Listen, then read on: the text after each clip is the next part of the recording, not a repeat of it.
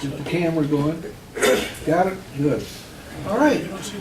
Welcome to the January New Year safety meeting for the March Aero Club. And I'm Roger Mann, the safety officer, for those of you who don't know who I am. Bob Pierce, the manager, he's wandering around the room over here aimlessly. Then we got John Law, our chief pilot. We got Cliff Schumann, our other pilot. Yeah, and oh yeah, Jerry Rollis. He's right here in the middle. He's right there in the middle. Okay. Yeah. And then we Randy, yeah, there you are. And Randy's the T-34 instructor, and we'll check you out gladly. And do we have anybody else? Well, let's see. And of course we've got Mr. Maramoto. He's the head dude for the airfield. He's the guy you want to complain to if you want to complain. He's our buddy. Yeah. Then you got Brian over here, who's yeah, he's the tower guy. He's the guy that you want to complain to if you got tower problems. We'll get you in a minute. Okay. Let's see. How many people here are brand new? Did everybody hear me? Okay, good. Oh, yeah, okay. We'll get you in a minute. Yeah, go ahead and stand up and introduce yourself. Hello everyone, my name is Robert Ellingson, and I'm an Air Force ROTC cadet at Detachment 002. Angel and I, we both go to the same detachment, and hopefully we can get our PPLs out here. We're excited. So yeah. All right. Welcome to the Aero Club. Let's see, there's some people, well, let's see. Rich Martindale was gone for 4 months, and he will be back here for what, 3 months or 4? 3 months, yeah. Yeah, so he's involved with the Reaper, right, or the, yeah, program, so he gets to deploy, and that's a lot of fun. If you want to talk to him about it, you can do that. And let's see, anybody else that's, we don't have anybody else that's new. Is hiring. Well, are they hiring? They're bitching. Okay. All right, you hear that, you guys? Yeah, pilot shortage, yeah. I knew they were, and you just heard it from the horse's mouth. Okay, anybody here has gotten their pilot ratings recently? Yes, we have one person on. Okay. Stand up. Stand up. You're not going to get away with this.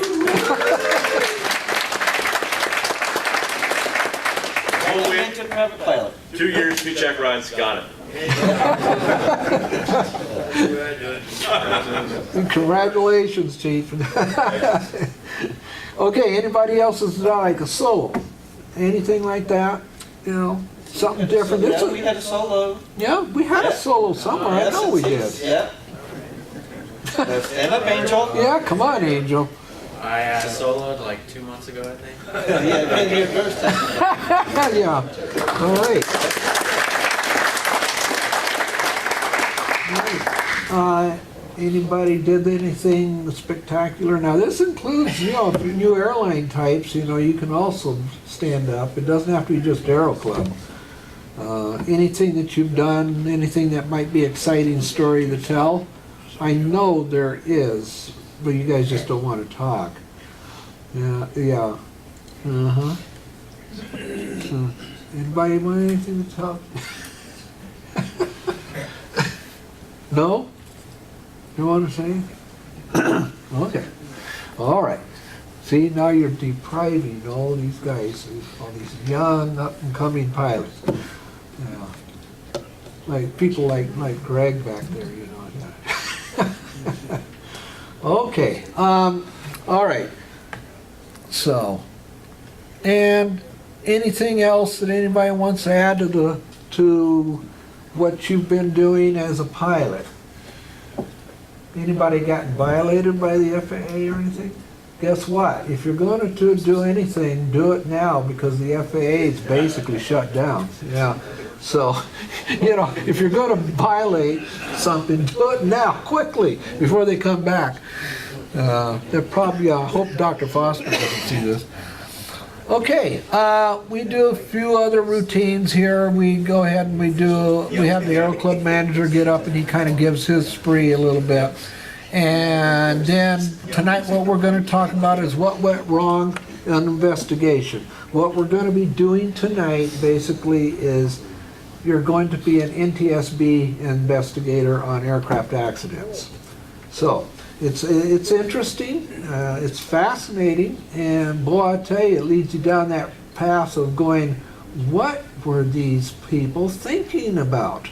Why did they do what they did? And then you start getting into that. So it's interesting. Okay, what we're going to hear from is our chief pilot, John Law, and he's going to tell you a little story. Almost kind of late for that. I got a little war story to tell you guys. First of all, anybody know the difference between a war story and a Story. fairy tale? Oh, okay, I'll tell you later. Fairy tale starts out, once upon a time, and a war story starts out. This is no shit. Okay, anyway, so a little background. I went to Air Force Academy when my senior year. They got T-41s. So my IP was Major Dell Emerson. I just wanted to sort of lead that in because he sort of shows up where I go. But anyway, so graduated, went to pilot training, got C-130s to PACAF, went to Okinawa. They closed the wing down, of course. Come back to the States, went to Topeka, Kansas. They closed that base down. I went to Little Rock. I don't think they're going to close Little Rock. I think so. Anyway, so to get on, so I was in the squadron there. The squadron commander of the school squadron was Lieutenant Colonel Dale Emerson. John, come over to the 16th. I need another IP. Well, I finally relented and went over there. So the main part about the story is on one of my missions while I was flying. So what we would do, we'd get 2 students, take them through the simulator, 6 rides in a check ride, and then the next day we're in the airplane going training, and I would have 2 students. So we'd fly 5-hour sortie, and we'd go somewhere, and of course at 2.5 hours I had to take that guy out of the seat and put the other one in. So one day we're finished training, we're coming back to Little Rock. So we're just doing a straight in to runway 25, and I think it changed to runway 26 anyway. And so we get to a point, we're going to do the ILS, put the gear down, we're doing our before landing checklist. Let me back up a little bit, because we would usually put the flaps to 50 first, right? And then we put the gear down. Right after that happened, the airplane started shaking. And it felt like under the cockpit, the nose gear was just going like this. I mean, the airplane was just shaking pretty violently, and I was a little upset. Concerned, I guess is the word. Sent the flight engineer down to check out the nose gear. No, it's fine, sir, it's okay.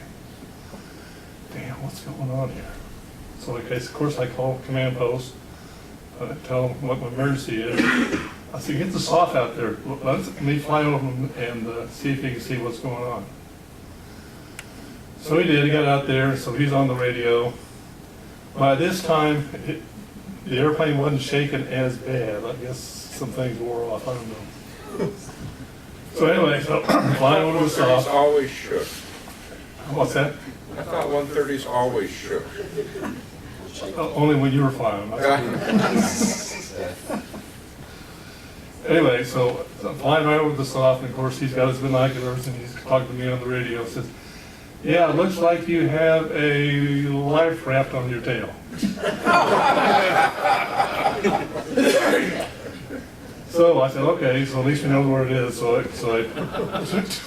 turned turned downwind, turned base, landed, turned off on the taxiway, and the life raft fell on the taxiway. Didn't do too much damage. Of course, at the next squadron party, I got a gift.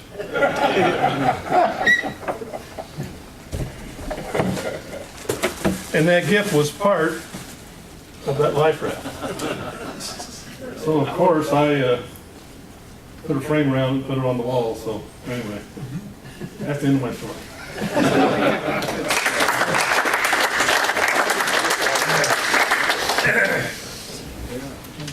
You know, some of you guys need to come up here and tell some of your stories too.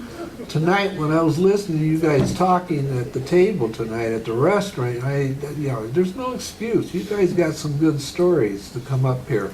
You know, we could have, I think it'd be kind of neat to just have a time like what John just did, to have people get up here and talk about some of the things that's happened to them in the past, especially the old timers. You know, and the old F4 stories. And, Watch it. oh, it's a good airplane. I liked it. The F4 guys and the B-17 guys. B7. Yeah, yeah. I think it'd be valuable. John, you were flying so low, where'd you pick up that raft at? Did somebody pick it up? Okay, there's part of the story. Part of the story was, why did it happen? Well, it seems like, you know, we had 4 life rafts in the top of the airplane. And of course, we had handles on the cockpit to pull these handles and it would deploy them if we were ever ditched in the water. Well, it seems like, you know, those lanyards to secure those life rafts, one of them came loose. And when we put the flaps down, it grabbed that lanyard and pulled it. You know, like I said, right when we put the gear down, that's when it started shaking. So we thought, it's got to be the gear.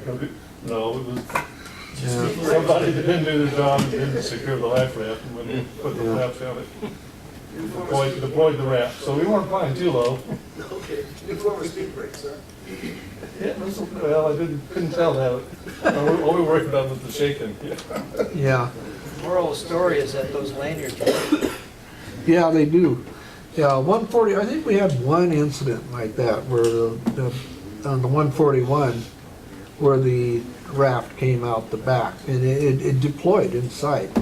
And I don't remember why, but it did happen on the ground a lot. Yeah, so if you didn't do something right, then it would deploy on you. Okay, for those of you that, you know, I sent an email out talking about this was on the wings program tonight. The problem is that with the shutdown going on right now, there is no wings, there is no FAA. So, except for ATC. And so far as I know right now, I cannot give you credit for this tonight because it has not given me that permission to do that. And when I looked up the verbiage for this tonight, it says not been approved yet, meaning that nobody's even looked at it. So basically, that's how it is right now. We'll see what happens in the future. Okay, Bob, you might as well get up and do your spree, and unless you're not ready yet. I like this word, an investigation, what went wrong. I hope it doesn't happen to the Aero Club. So far, knock on wood, it's never happened to the Aero Club, so hope we can keep it going. A few things this evening. It happened again today. Please fill out the sheets that are on the metal board for your fuel, your tack time, and your ops time. So we had to interpolate some of that today for 5-7, but we managed to get it to work. Anyway, be sure, don't get in a rush when you leave. I know we get answering, get busy debriefing and etc. And sometimes we get in a rush. Try and fill out those boards because we match those boards to the fuel board for Rogers Accounting and for our accounting to headquarters.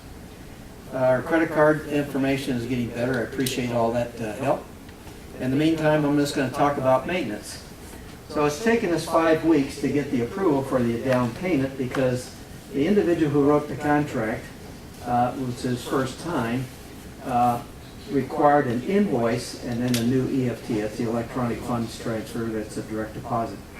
So after the holiday and after Nadine got back from sick leave, he was off for about 3.5 weeks, I sent her an email and I said, I'm not quite sure of this. This is the first time this has been requested, and that is, why do we have to send an invoice for the down payment for the engine, which happens to be in for 29 Foxtrot? It's been sitting in the short block, and all the parts that we have to add in there are sitting in Oceanside. And she said, it is not required. I will talk to him and straighten things out. There'll be a deposit on Friday or at least on Monday. So they've got their deposit of $10,800 to get the engine started and to buy parts, and then we're hoping that we can have that installed and have 29 out of Hemet about the middle of February, since we've had a 5-week delay on that. So far, again, it has taken 5 months to get an engine contract and all this fiasco that we've had within that. And secondly, right now, I'm just about ready to submit the request for engine for 15 Foxtrot. That's the engine that we think is causing the metal shavings from the oil pump. And then in April, we'll do 03 November. It's going to reach TVO, and it's getting a little bit tired, but that one's going to be the most expensive one. One bid on that one is $41,000. They're not too happy I'm spending almost $100,000 this year for, I should say about $75,000 for $80,000 for 3 engines. But anyway, that's the way it's going. So we're hoping we're doing that, and we've got a few things to take care of for 555. We're still thinking that's a fuel problem from all the phone calls that I've made and research. When that engine gets lean, it starts backfiring from history. So we think we need to take and look at the unpressured fuel and the pressurized fuel going to the distributor block for the fuel injection. So we'll get that one done, and then today we have a small electrical fire in 234 Whiskey Papa, so we'll have to pull that out and see what instrument is burning up on that or what wire is shorted out.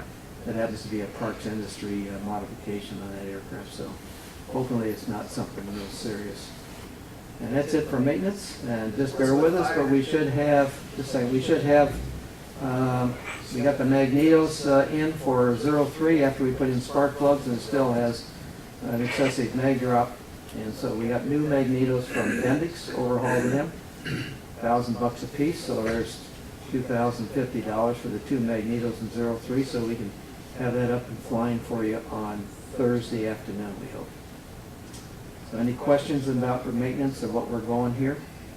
So just bear with us, we're really struggling with just the one airplane, and everybody's got their reservations in all the way up to March, trying to get their flight time so they can finish up their flight training.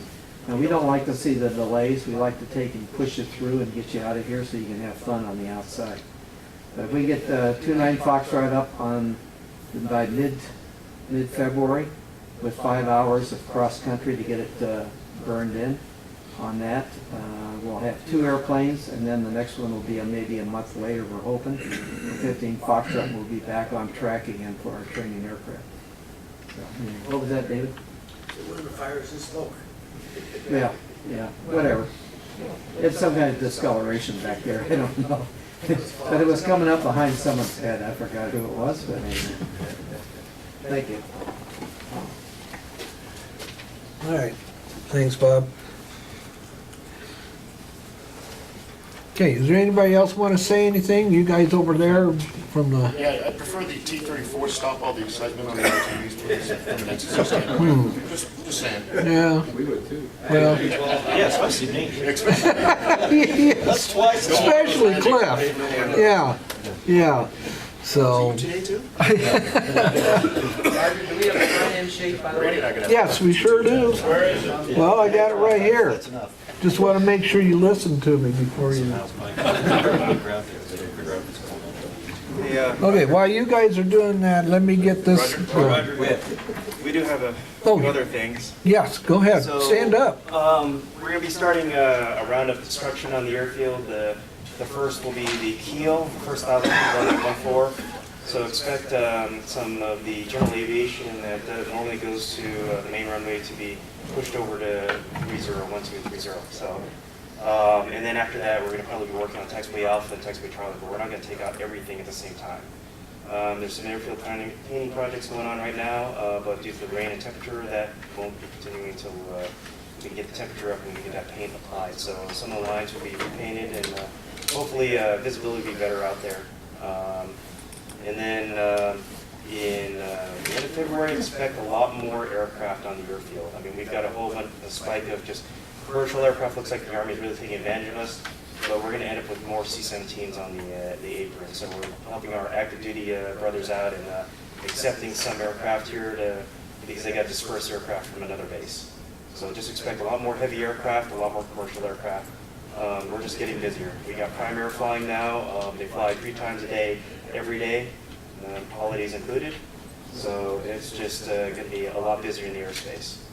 So if there's any issues or questions, just reach out to us. We'll answer as best we can or try and address it if it's possible. But for the most part, our first priority is training and keeping our reservists ready, the alert missions that we have, and yeah, pretty much everything else in the sun. Yes. I heard the Reapers are doing some kind of an airspace expansion. Can you expand on that? Yeah, that's a project we've agreed to do because there's some mutual benefit for the wing, but also for the Reapers themselves. So we're trying to expand the airspace, hopefully by this summer, to meet up with Camp Pendleton's airspace. So some low altitude airspace, probably roughly around 7,000, 5,000 below, will be adjoining Camp Pendleton, so there'll be continuous approach control service between the two. So Cal TRACOM will probably be not providing those services at times, and we'll be providing those services. That means we'll also absorb Lake Elsinore's drop zone. We'll be able to probably do automatic releases. So when you're sitting there waiting for, we've given you a clearance, you're holding, waiting for an IFR departure, and you're holding for an extended period of time, what's happening is we're waiting for SoCal TRACON to give us the go to let you into the IFR system. But with the ability to do automatic releases and the extra additional altitudes, we can actually launch you on your IFR flight plan with the expectation, 10 minutes after departure, you'll pick up your IFR flight plan and be able to transition into the rest of the NAS. So some of those are improvements for the wing. Some of it's really improvements for the MQ-9 mission. The 163rd has asked us to be able to help facilitate certain missions, and the expansion facilitates that. But right now, we're not really ready to release that. Once we have once the furlough is done, we're going to be able to renegotiate all that, and then, or at least negotiate it and get it down on paper, and then get it into the NOTAM cycle and everything else, so that everybody knows and that all of our automation systems are configured properly, so that we can provide those services. So we'll provide you a briefing as we get closer. Basically, the training groups are doing for our guys in the airspace. But like I'm grading the LOPs right now and all that stuff. Until the furlough comes back, I can't even move on because we pushed our project out once. Yeah. No more to follow. Yeah. So we still have to establish some of the actual communication lines and stuff like that. And, in principle, we've got pieces in place, but we don't have everything we need to do it right now. Okay. I think everybody should understand also, Jim, that when you start having a joint field like this is, and you start looking at Albuquerque, you look at Charleston, what have you, there's going to be times of delays due to the size aircraft and the mission that's involved. So you may be sitting there for a few minutes. Just be aware they'll get impatient because they're trying to feed all the aircraft. Just be aware that there will be issues as time goes along. Yeah, and hence the reason why we're looking at shifting or changing our policy on the use of runway 1230. Because if we can get the general aviation off of the main runway, especially for the runway construction and the extra C-17s, it's going to make it more efficient for everybody, and most likely everybody will get what they want. And that's a plus for us because that means they have to resurface it. Yeah, well, that's a no. So we're looking at somehow finagling that, but no guarantees on that. You're talking general aviation going down to the FBO down to Yes, correct.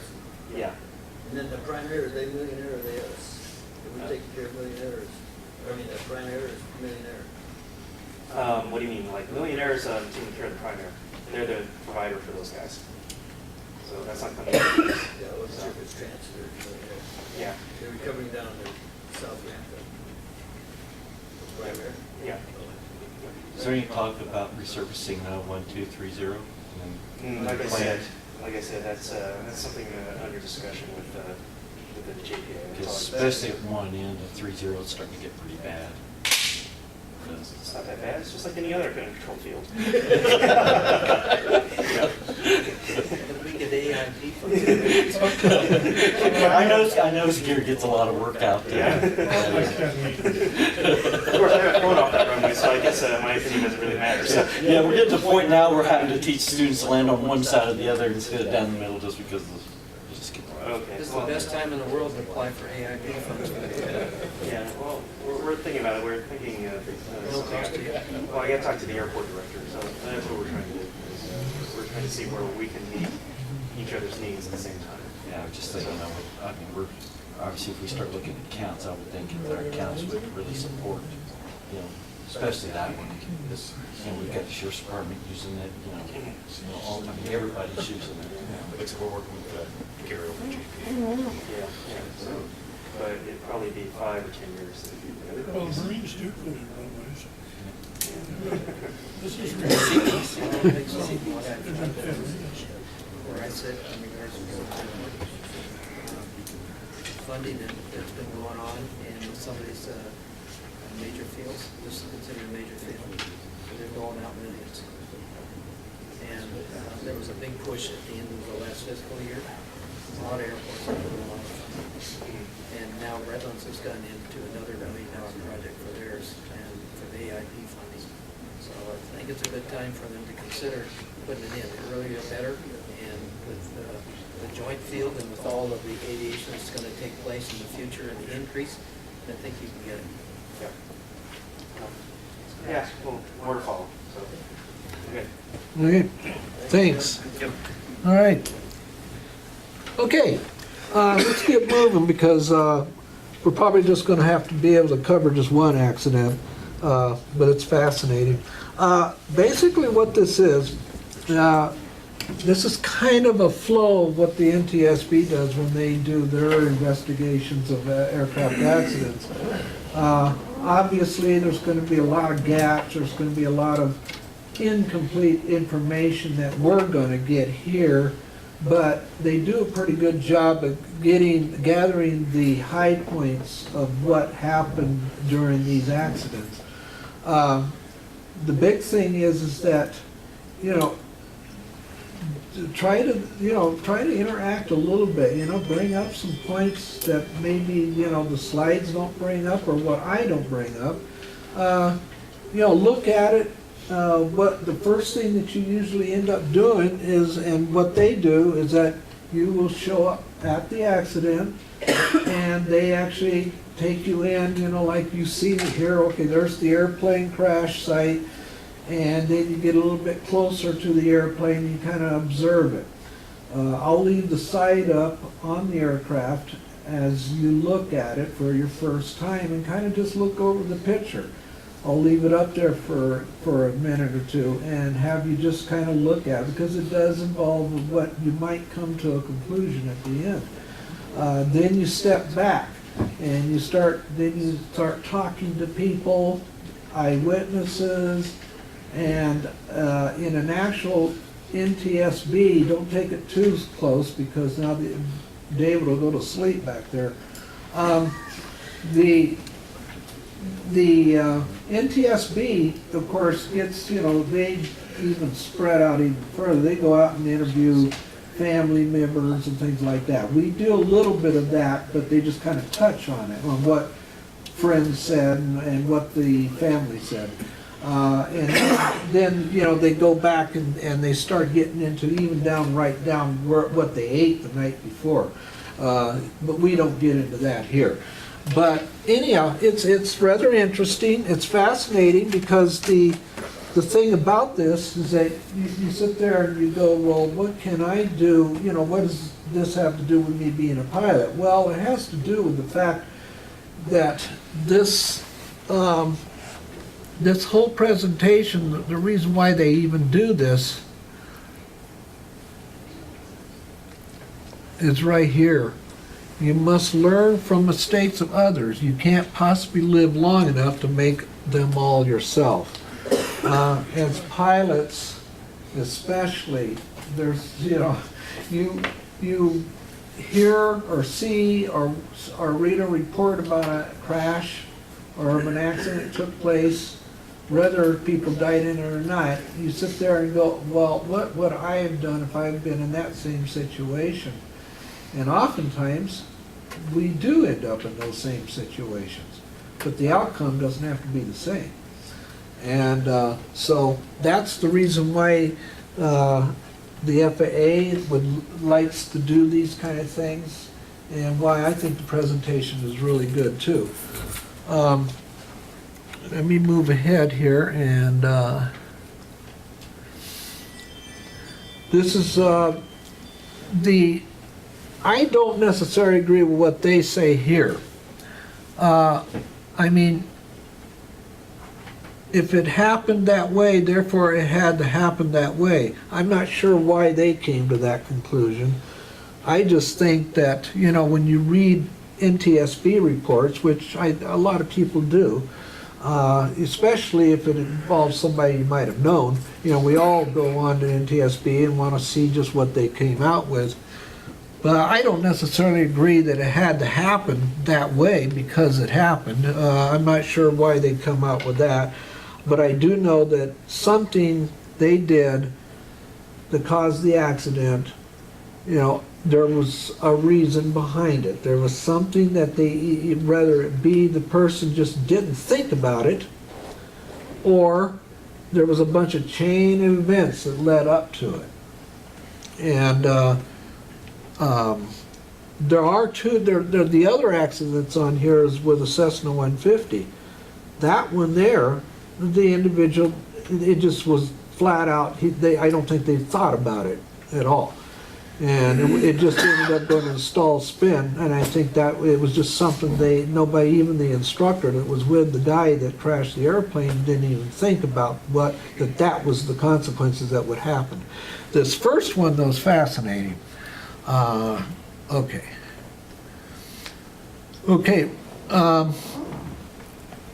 The trouble with hindsight, of course, when we read reports like we do, you see the NTSB's final decision. Doesn't necessarily tell you everything about what led up to that accident. And I've read a lot of them, and I know, Rich, you have, and I know a lot of you guys have, and and sometimes I'm kind of disappointed as to what they came down as their conclusion, And you're kind of going, okay, wow, I'm not sure why they came out with that. Here we get a chance to actually look at it. Okay, life isn't lived in reverse. The problem's less obvious when you are the one in the cockpit. Yeah, especially. That's why we look at these things. Okay, start at the scene and work backwards. Like an investigator, start out not knowing the answers. Basically, we should know, unless for anybody here that might have seen this accident and knows about it, then, let other people think about it. Okay, we're not the NTSB, so, we don't have the training, and so we won't be 100% accurate on the process. Still, it's useful. Okay, these are real accidents. These are actually people that have died. Every single person up there has died in a plane crash, except for the guy in the second picture from the right on the upper, the guy with the goatee, standing there with his wife. Everybody else died in a plane crash. So these are real people. Okay, a simple plan, case one. Okay, you get into the situation. It's in the afternoon, December 26th. Don't worry about the year. It could have been this year. Aircraft is down. You get the phone call. It's in Johnstown, Pennsylvania. Cessna 414 Chancellor. It's a medical transport airplane. 2 fatalities, pilot and nurse. Pilot/nurse. Okay? There were no medical passengers on board.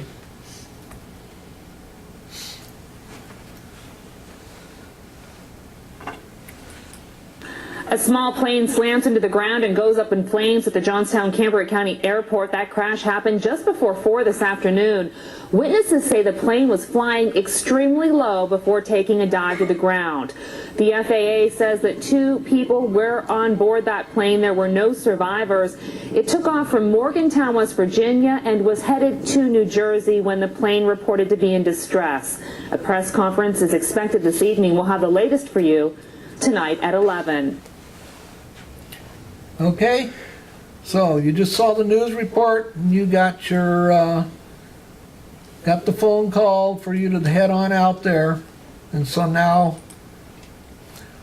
you get there and you discover right where the crash, where the X is, that's where the airplane crashed. And you notice you got one big long runway, 7,000 feet, and then you got a 4386 runway running across. Okay, you show up at the plane at the crash site. Kind of look over, figure out about what happened there. What position is the airplane in?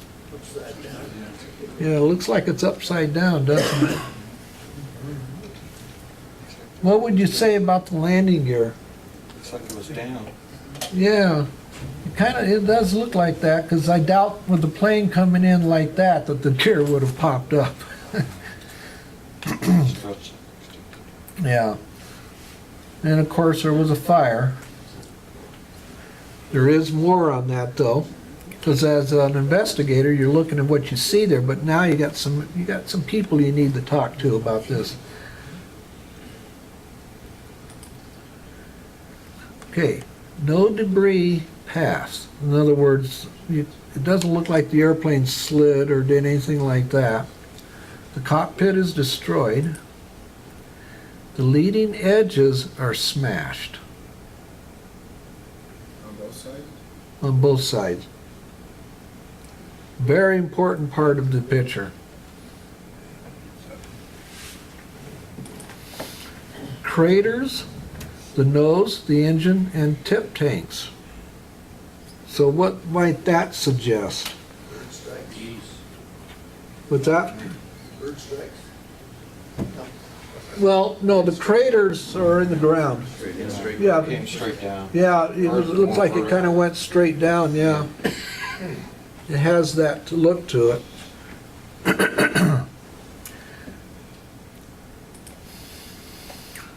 Okay, first eyewitness.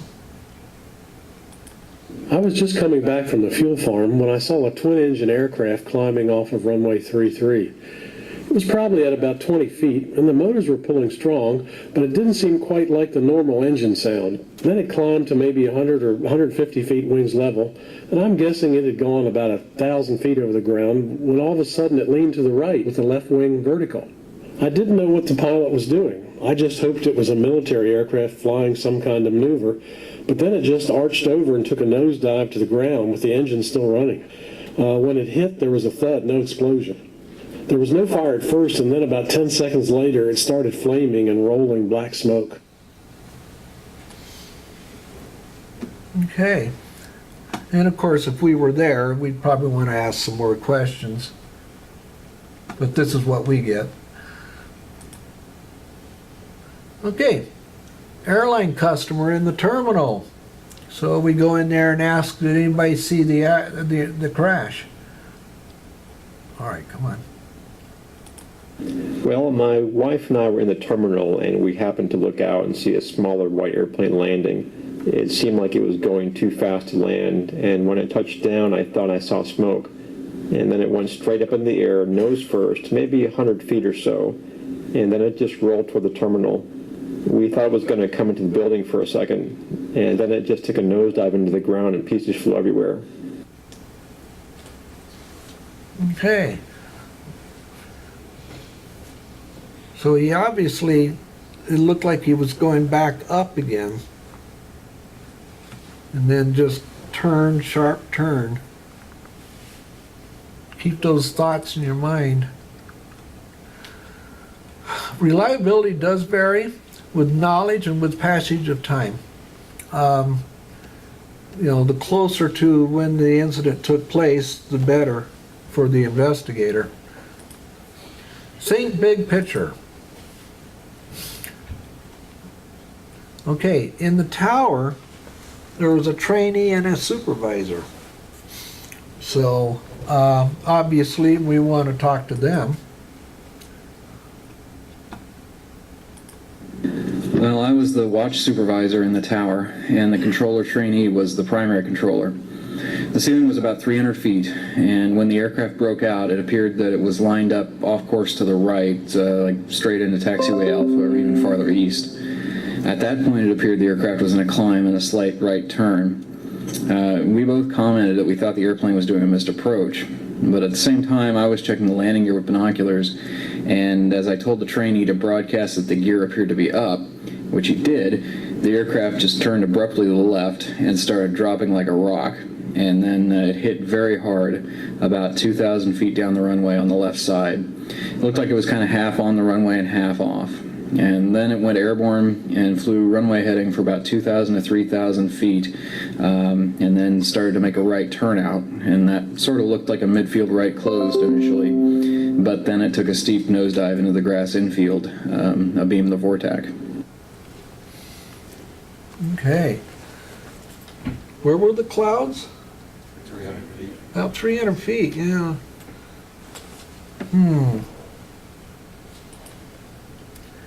Okay, there's the drawing.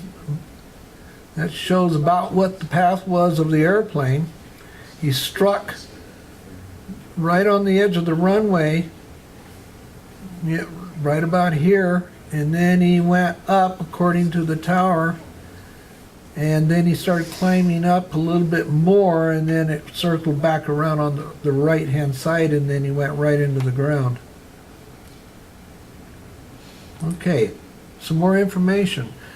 1 minute prior, the wind was 300 at 16, gusting to 21. Visibility was 5 in mist. Ceiling broken, 700. Overcast, 1400. Temperature dew point, 0/-1 degrees centigrade. You think it was cold? Yeah. Yeah, maybe. 12 minutes after, Viz 3/4 and snow. Light snow. Yeah, thank you. That's what the minus means, right?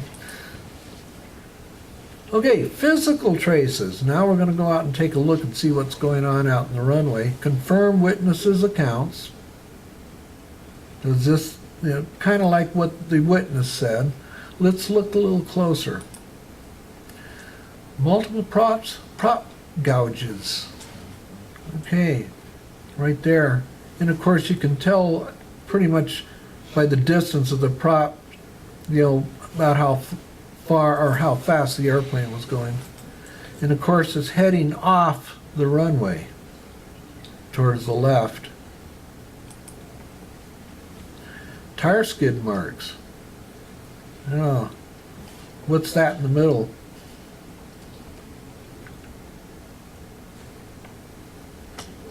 Nose gear, right? The mains are too close together. Harder hit on the right tire? Was it because they were in a bank? Or just faster gear extension? Antennas were torn off. So up to this point, what do you think how he hit was, it was kind of a real, you know, not just a hard landing, but probably more like a controlled crash into the ground. I don't think the gear is down a lot.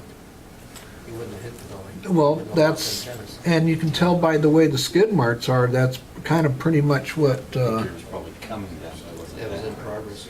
yeah, that's, yeah. It reeks of having the gear about halfway down. And then realizing, trying to pull it sometimes. Yeah. Looks like he was behind it too. Okay, there's paint scrapings on the runway too. Starts beyond the prop strikes, aft fuselage tail strike as the aircraft pitched up. So the airplane hit hard and then it went back up again with the tail hitting the ground.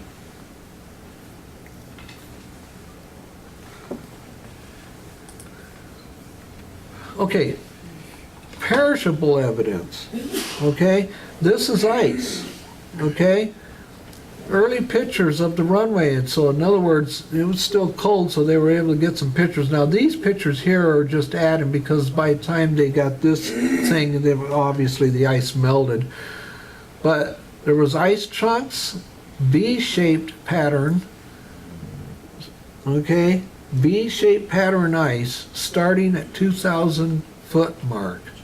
Range of shapes and sizes, all kinds of different shapes and sizes. Some long, some golf baseball size.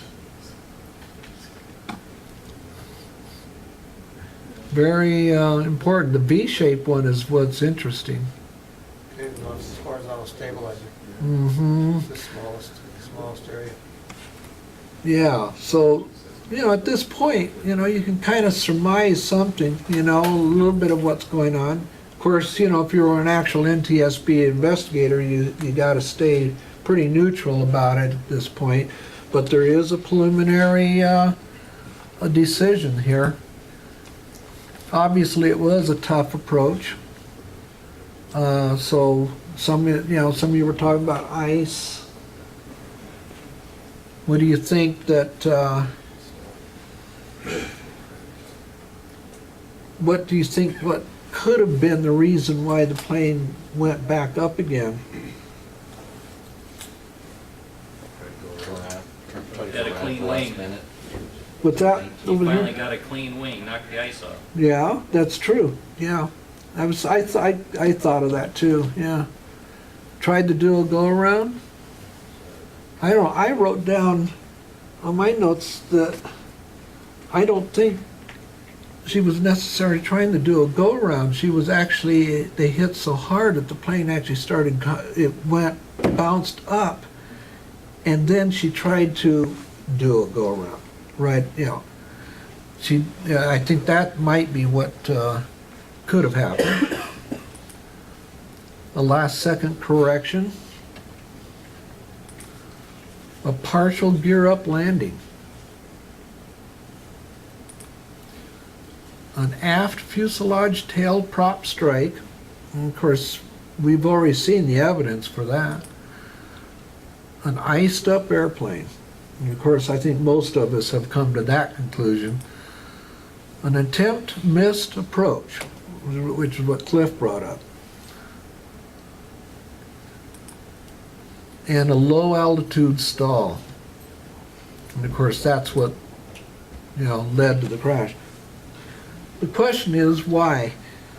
Now, one of the things they're going to interview, they're going to hear what her conversation was to the tower. And it's interesting what she said, because that's why I came to the conclusion that I don't think she was trying to do a go-around at all. But the airplane, you know, I think she was losing control of the airplane because of the ice, and so and that's why she did what she did. Now, when the plane bounced up, I think she was, but that's just what I think. You might think something different, see? Okay, stepping back, the flight details. It's an air ambulance. They positioned, I'm not familiar with these airports, but MGW to TEB, and then a live leg, which I think that means that they had a patient. TEB to MKE. That's Milwaukee. Milwaukee, okay. I think that's Teterboro. Yeah, that's what I'm, I think it's Teterboro to Milwaukee. okay, that's, yeah, okay, that makes. That would make sense. That would make sense, yeah. Okay, the pilot, age 47, 3,500 plus hours, 1,300 in multi-engines, 220 instruments, 382 hours with the company, recent 135 check. The family said home for 2 days prior to the accident, slept well, had no problems. Pre-flight briefing. The flight service call, it was 1.5 or an hour and a half prior to the accident, and it was filed for 9,000 feet is what she filed for. On the East Coast, their air mets, first of all, IFR conditions, occasional ceilings below 1,000, visibility is below 3 miles. Now what will be a problem is moderate icing conditions from a freezing level to 17,000 feet from Ohio, West Virginia, Pennsylvania, New York, and New Jersey.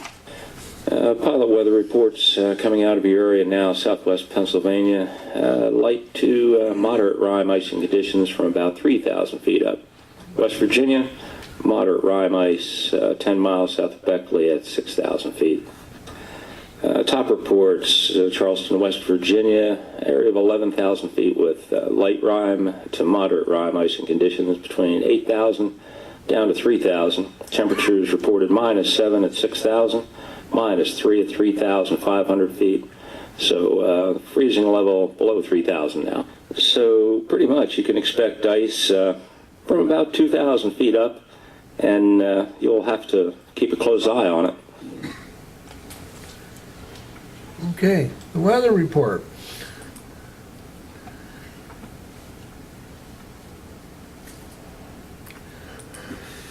And lifeguard 400 Charlie Sierra, climb and maintain 9,000.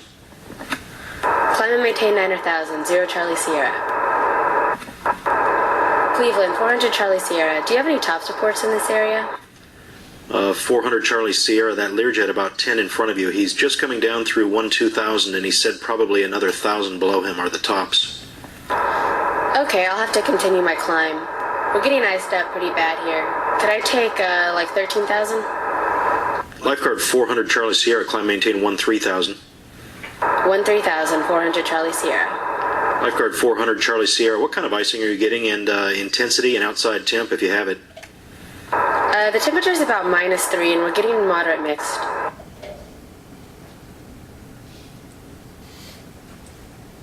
Okay, everybody got that?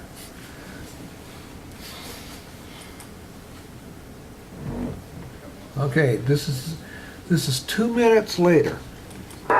Cleveland Center, lifeguard 400 Charlie Sierra. I can't climb any farther. Let me come down to maybe, any altitude, 7,000 for now. Lifeguard 400 Charlie Sierra, you can descend and maintain 5,000 if you want to level off on descent. That's approved. 0 Charlie Sierra. And Lifeguard 400 Charlie Sierra, are you still accumulating ice there at 7,000? Yeah, it seems like we're keeping up with it. I'd just like to stay here for now. Okay, just maintain 7,000. Advise if you need anything different. And Lifeguard 400 Charlie Sierra, how are you doing on the icing?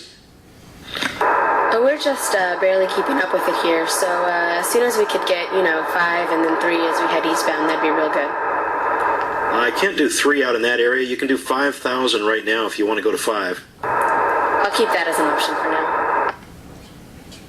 Okay, and she didn't do that, did she?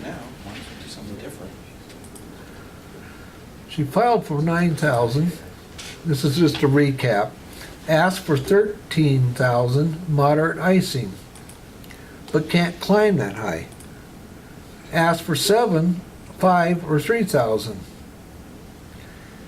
Notice the verbiage down here that's in yellow. Oh, we're just barely keeping up with it here. Then a change of plans. I may get to a point where I can't hold my altitude, but what I'm looking at is maybe making an approach at an airport just to get me down to like 2,500 feet to shed the ice off and do a mist and then continue on my way. Okay, well, right now you're pretty much lined up for the localizer into Johnstown, so if you do need to do that, just let me know. Okay, I'd like to try the localizer there at Johnstown and see if I can get some of this off, and then I'll continue on at 5,000. Okay, let's go ahead and descend and maintain 6,000 for now, and just maintain a heading of 100 there, 400 Charlie Sierra. That'll be vectors for the final approach course. What was her reason of wanting to get lower and go over the airport? To shed ice, right? Which sometimes can happen and work. Well, and the rest is history. Why not just land? Sure, ice might shed, but why expect weather to be better?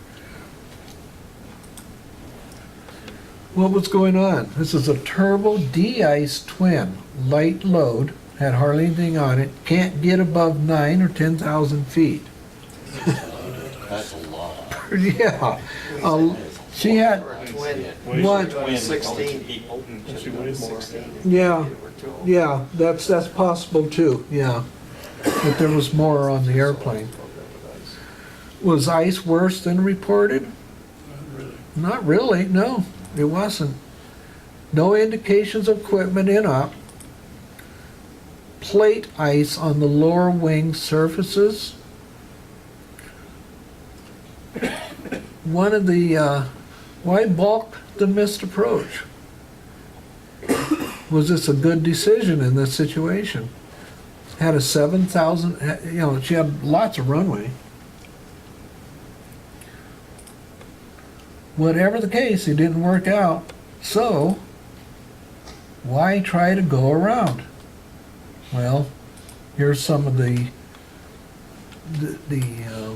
suggestions. Didn't realize the damage to the airplane. Just a big bounce. I think it was more of that myself. Or something else. Denial. Well, that's very possible. Salvage reflex. I know that's, I have seen that. I've seen, a lot of. The National Transportation Safety Board determined the probable cause of this accident as follows. The pilot's improper decision to abort the landing with a damaged airplane. Contributing to the accident were the damage from the airplane's impact with the runway, the pilot's failure to lower the landing gear prior to the landing attempt, and an in-flight icing conditions. I think she had no intention of landing there. She just wanted to see if she could shed the ice, but it didn't work. So the last split second, she ended up trying to get the plane down.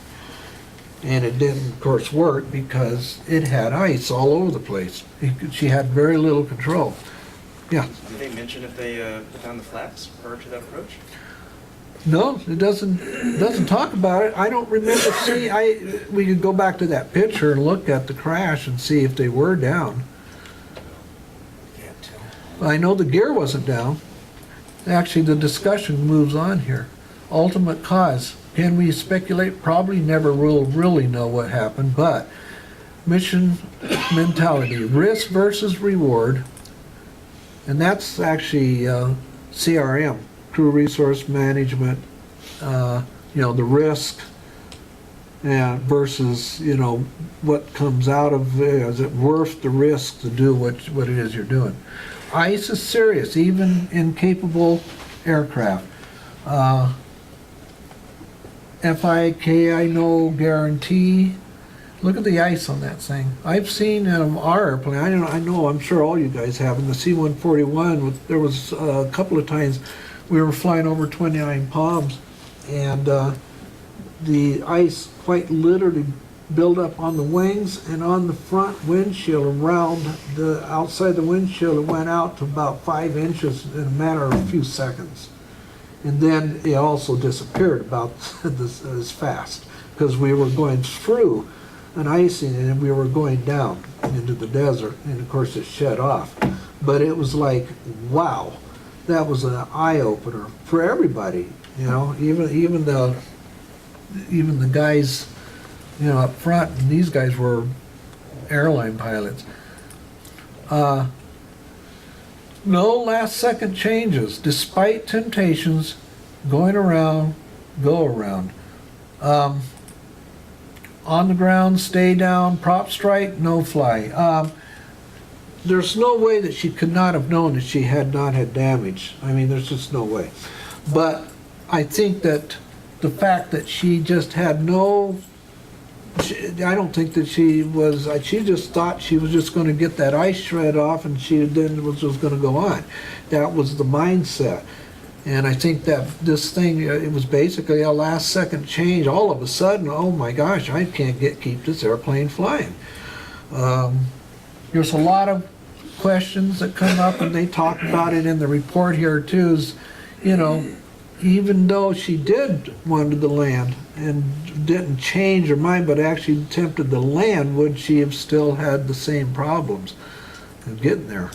Yeah, Cliff. One of the things that, especially like at flight safety and in Cessna, if you go to any of their ground schools, one of the things that they'll teach is about de-ice boots. Oh, yeah. There's a procedure to actually use, and and it's not intuitive to you until you go through this training. Yeah. Is people see they start getting ice on it, and first thing they want to do is hit the pneumatic boots. Yeah. And get the ice off. But that's not the technique that you use. You wait till it builds up, and they have a little Right. lip that's on there. I forgot what the exact term it is now. But you wait till that. It's usually about ½ an inch. Yeah. And then you hit the de-ice boots and break the ice off. Break Because it what up. happens if you keep doing that is that It's it gets an ice dam on Exactly. the back side of the boots. Yeah. And that's even worse. Yeah. Because now it really screws with the aerodynamics of the wing. Yeah. So for those, if you ever start flying, more complicated aircraft that have de-ice boots, that is a good lesson learned that they don't teach you, a lot of times. It took me going to flight safety and then to Cessna's school in Kansas, where they were talking about the citation and ice, because where we were flying had a lot of ice, and they wanted to make sure that we learned those lessons. Those lessons, yeah. Yeah, and there's also some airplanes do have a minimum ice climb speed, and it has to do with the ice that's behind the boots, because there is ice that still forms. So they do have some precautions depending on the airplane. And of course, icing leads to change of plans, which obviously it would. If you get in an icing, all of a sudden you're trying to want to get out of it. High approach speed, off-course issues, last-second corrections, hard landing, partial gear-up landing, fatal mistake. Okay, we'll end it here since it's past 8 o'clock, but this one is on a Cessna 150, and basically, real quick, what happened with him is that the airplane had